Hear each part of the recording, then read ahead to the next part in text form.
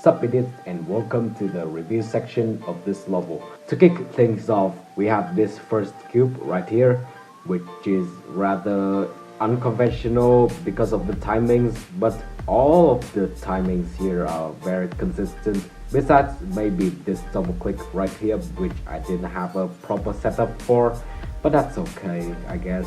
The whole cube is rather consistent anyways, as I said. Then we move on to this ball part right here, which, like the first cube, isn't that hard. Most timings get consistent, but there's one timing that stood out the rest to me during my grind. It's this yellow orb at 24 right here. It's very inconsistent to do because of how you have to time this blue orb right here in a very specific way so that the red pad can launch you exactly where you have to time the yellow orb. And I mean exactly, because if it's a little to the left, you won't make it past this gap. If it's a little far to the right, you will hit this spike right here. It is a very dumb timing, but other than that, the ball is okay. Next up is this break minicube part, which isn't a noteworthy part at all, but I did die here a bunch of times, which sucked. So I hope nobody struggles a lot here, because that would be a huge bummer. Maybe this spam right here can be a little inconsistent, but I have a proper setup for it. You have to time this blue up at the middle, then you have to tap or click 6 times really fast. Then we move on to another cube part, this time normal size. It is slightly harder than the aforementioned mini cube, but it's still a very doable part. One problem I have with this part is this dash up right here. Although you can rely on a visual cue here, around here I believe, it is still an inconsistent release. If you hit the red pad a little too far on the right here, when you buffer the blue orb, it would hit this spike rather than this yellow pad, which is dumb, I know. Then we move on to the drop part, which is truly where things get interesting. Just barely less than halfway into the level. These parts at the beginning aren't very bad at all, but here's the part where it gets real hard, real fast. So this ship is perhaps some of the worst ship parts I've ever played, to be honest. I fucking hate this ship. I have more than 70 deaths here before I beat it, and most of them are either at this gap or this gap. This gap is dumb because you have to time this yellow orb very specifically so that it can launch you just enough into this gap, and you have to briefly straight fly as well. And even that, it is not as bad as this gap right here, which is the biggest fuck you ever. From what I can tell on 60, it aligns very stupidly into this gap. Several times you hit either this or this, which is just so stupid. I highly recommend practicing from 44 a lot, just because of this ship, which can mess you up a lot. After this ship, we have another sort of break part. None of these timings are noteworthy, but they are quite chokeable. I died here a bunch of times, which was very frustrating to deal with. Then we have this brutal ass fucking wave.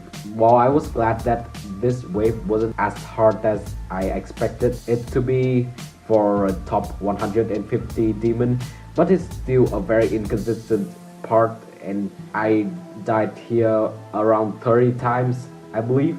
Many of my deaths are either at 65 or 66 or 69. This last click right here, I died at this last click around 10 times, and it was just insanely frustrating and irritating to deal with. I really hope that you wouldn't struggle much on this part if you're not a shitty 2022 wave player. The wave is hard not because of how the gaps are tighter than Copper Blitz asshole, but because of how far it is into the level. It is 2/3 into the level, for fuck's sake. And the wave is rather clicky, so you must not lose any focus here, or else you will mess up as much as I do. You can even narrowly avoid this key, which would not unlock a coin later on, so you have to see the effect of this key being taken. Now the duel, which is the complete opposite of the wave. It is one of the most fun duels I've ever played in any extremes so far. Even though I died at 81 to 83 plenty of times, it is still a very fun duel to do, and I really like it overall. Just make sure you get consistent at 83. I think it's the hardest part of the duel, and it is like the last gap of it. Because of how far it is, you can easily mess up here. We move on to this robot, which isn't bad at all. It is very easy, but also very chokeable. Here is the part that was once bugged on 60, where the robot would just randomly bounce off for no reason, but that was thankfully fixed. So yeah, nothing much about this robot part. This spider is also quite chokeable, even though it's also very easy. I died to this pink orb once and it was not fun at all. Then we move on to this final cube part, which could have deteriorated my enjoyment further if I ever died here from zero, but that thankfully never happened. This is the two clicks that may kill you the most out of any timing in this last part, because these are two really fast inputs. If you lose focus, you can easily mess up any timings here and it would suck a lot. So overall, this level, even though I find the base gameplay very enjoyable to do, I think that the constantly stupid deaths that you can see on the screen are all very irritating to deal with. But even with those stupid deaths, the level is still very satisfying to do. It is also quite addicting to play because, as you can see, I spent the last 17 days straight with this level.